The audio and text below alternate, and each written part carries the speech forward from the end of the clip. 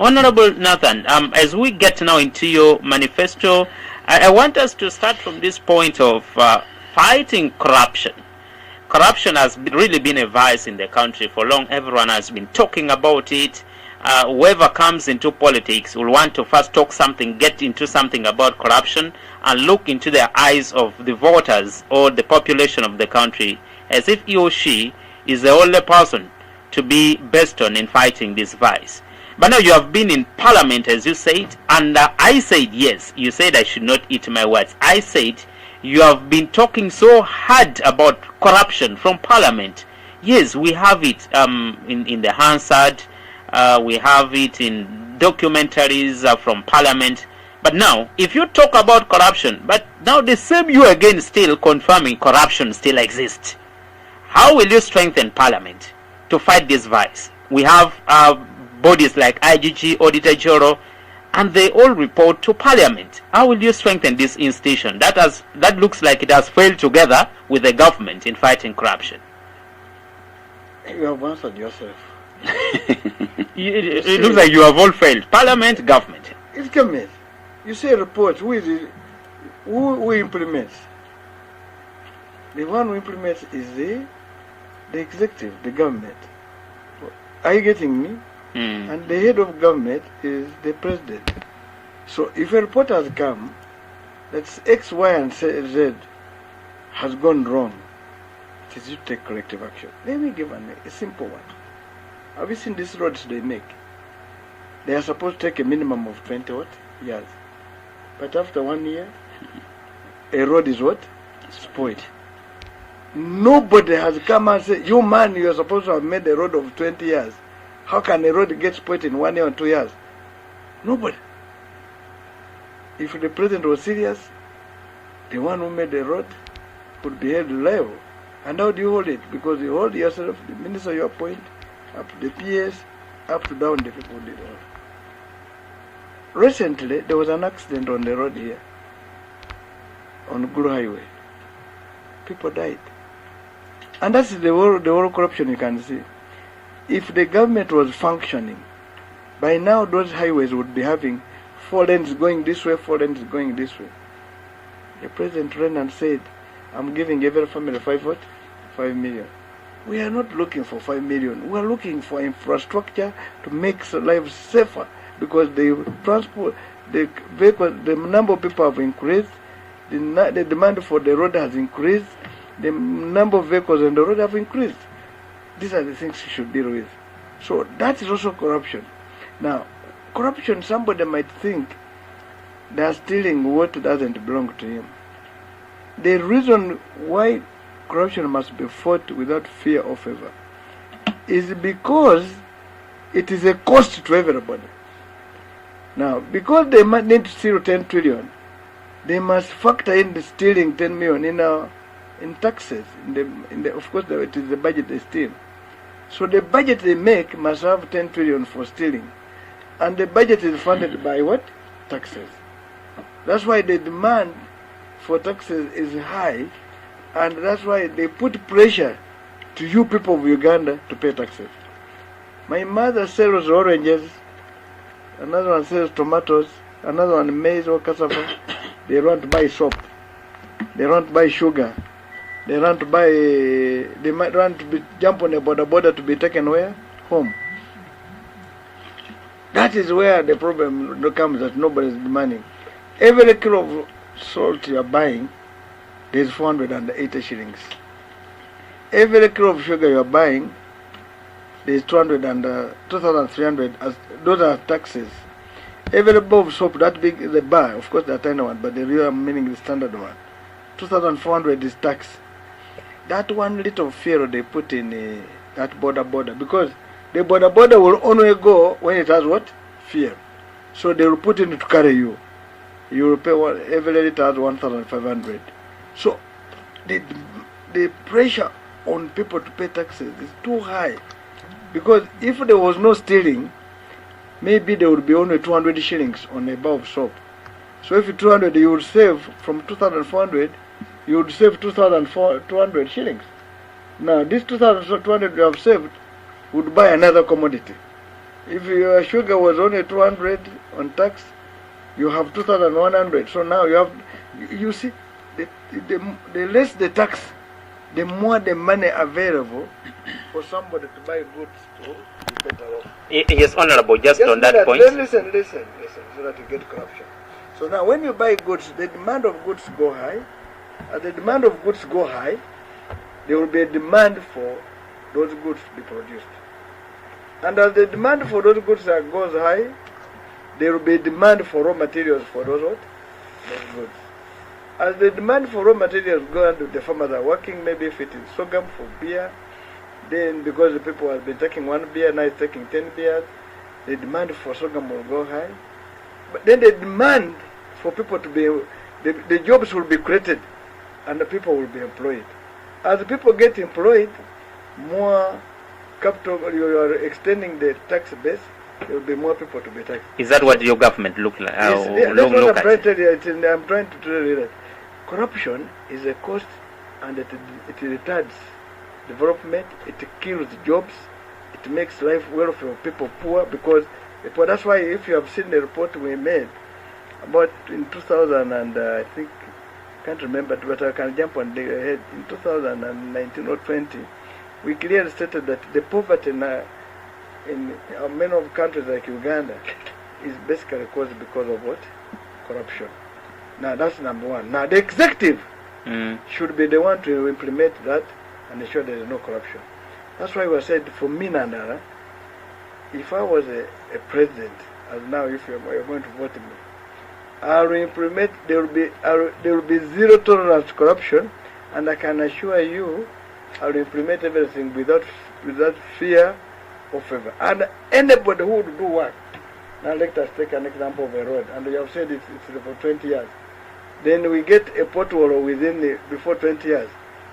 Either you're in Ruzira, or we get when you have fixed it.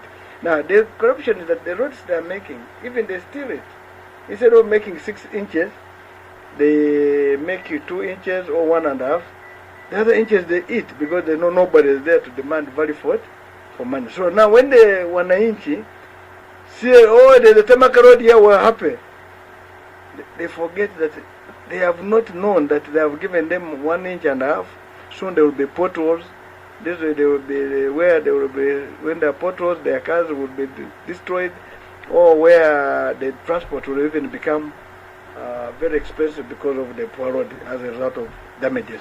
Now, so why am I putting across it? Give me authority, this 10 trillion will be stopped now. Why didn't I stop it to deal with it? I end up making a report, a recommendation, and the decision to implement the decision is the executive. Okay. And the executive is the president. Have I done my part? I have done.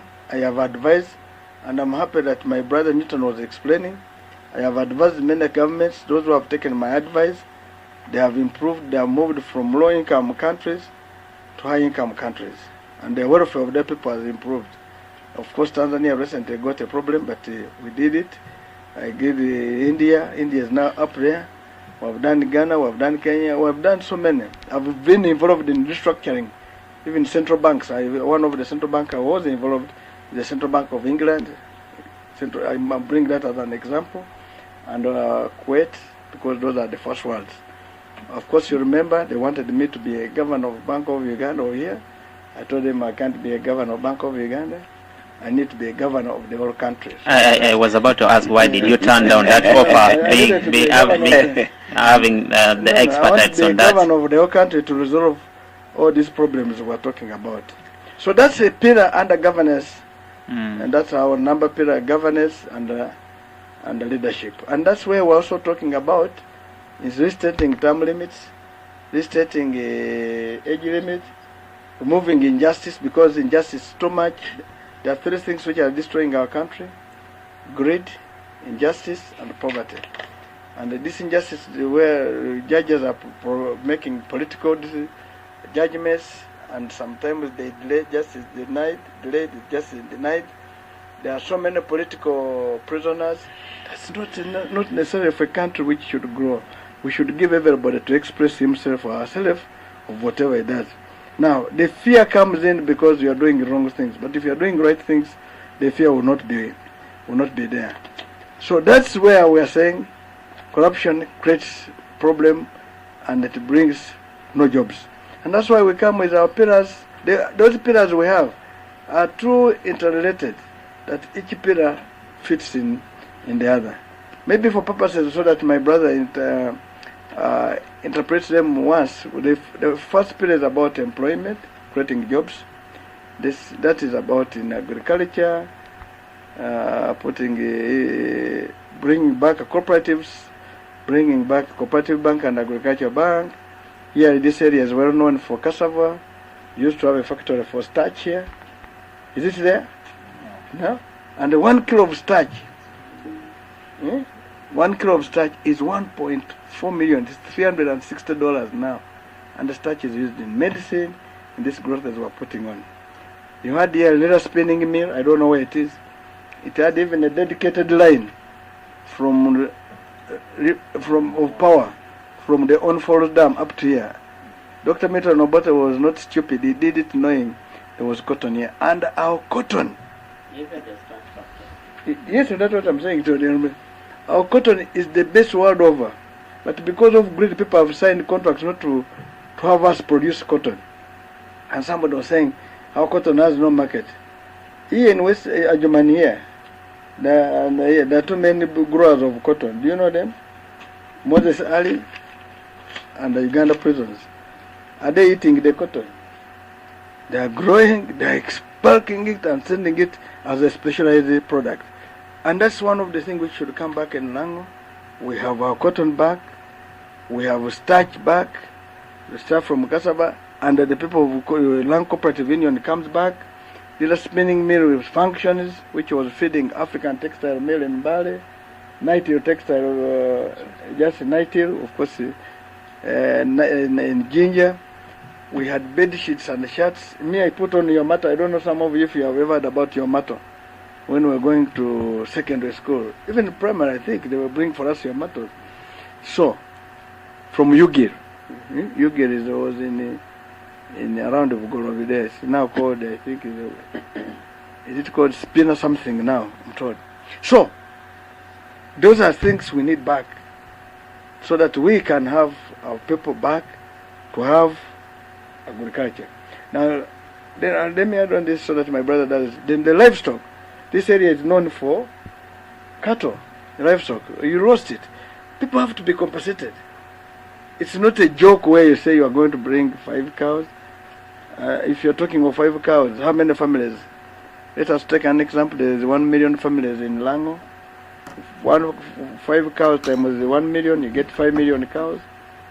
5 million cows in Teso, 5 in Lango, 5 in Acholi, 5 in West Nile. I think 500,000. Part of Bugiso and Sebe also, the other Dodolo and Sebe was also affected. Maybe 500,000. So that means maybe another 2 million cows. So where are you going to get 27 million cows before 15th of January? Those are just lies. But if a country was serious, there was even a controlling. Why doesn't President Museveni bring money and pay the people? Give them promissory notes, do what? So these are, because if I give you a treasury bill, it will have an interest on it. And there are people who lost more than 5 cows. And they even lost people. You're aware of property. Government is supposed to protect its people under the Constitution. I think Article 26. You must protect the citizens with their property. In the case of loss, you make good. So where you have lost people, you have lost property, they must pay. So that was the responsibility of government. And me, I feel bad. Of course, Akena, my brother, lost his grandfather and the grandmother. They were killed, and that's the time they took their cows. I think in 1988, just around that time. 87? Somewhere there. So, I'm a congressman. That's why I'm bringing all those things. And I'll also mention about them later. Now, we worked here. We have a lot of swamps. They are very good for fish. if you can, very good for fish, very good for rice. I can tell you, you have a big resource here.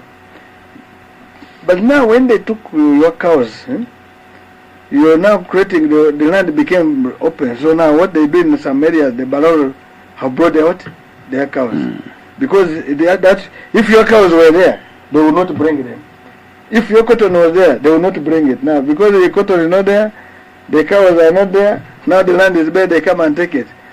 So that means taking advantage of people. That is not good. That's not what we like about the country. You are chasing up people from the lake. The lake is a natural resource for those people. There was this beach management committee. I recall when I was chairman economy in 2001, 2006, we approved money for setting up beach committee, fishing landing sites, and the beach beach management committees, which are managed by local, not UPDF. UPDF is supposed to keep our borders, supposed to keep security. Now they are now, instead of keeping borders, they are keeping fish, and they are chasing people. That's not fair. I think people should fish, and when they fish, they eat some fish, some they sell. If you are saying they are using bad nets, give them right what? Nets. And that's the responsibility of government. The agro-processing comes back, so Lango will be back compensated. Lango will have back their products of cotton and cassava, and they will make money. As they make money, of course, the economy will grow, and as the economy grows, we have to invest also in fish farming in these swamp areas, even where the dry area is, but where water is near, we can do it. So what I'm trying to raise is that Lango has capacity to come back to its proud position as early on, but on condition that they accept to change the system, because this system cannot allow. It is determined to make them poor until they die. We are not in this election that we are hating somebody, hatred and whatever. Once President Museveni, you have done what you have done. For 40 years, it's enough. But what you have not done, you cannot do it in what? 5 years. 5 years now need somebody who will come to fix the economy, and of course, and put money in our pockets. That's why we're in this race. Right, we are getting for a break, and then Chris will have that translated. Maybe as we get for a break, Honorable Nathan Nandala Mafabi, with all these in your vision that you have lined them up for our listener this evening, do you now count yourself as the best candidate among the 8? Yes, and I'm the best because of all those who have an idea which first of all, I know how painful poverty is. I come with a knowledge in economics.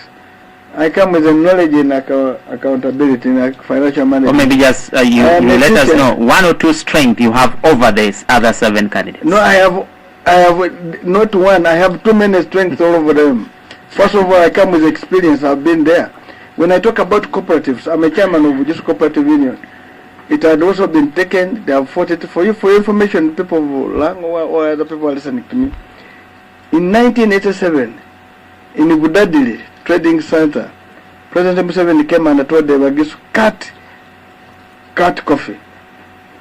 Cut coffee. And even I think told the Baganda, for us, they told us to plant avocado, chili kamlari, this red pepper, and silkworm.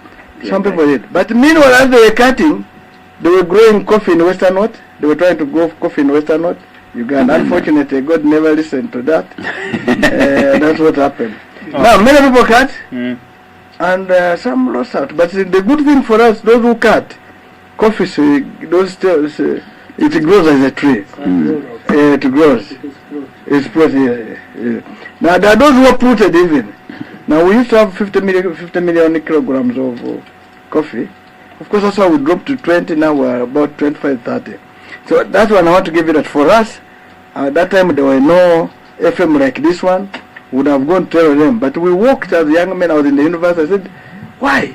You can plant camellia under those coffee trees. You can plant avocado. And now a basin of avocado in your place in Mbale is less than 1,000 shillings.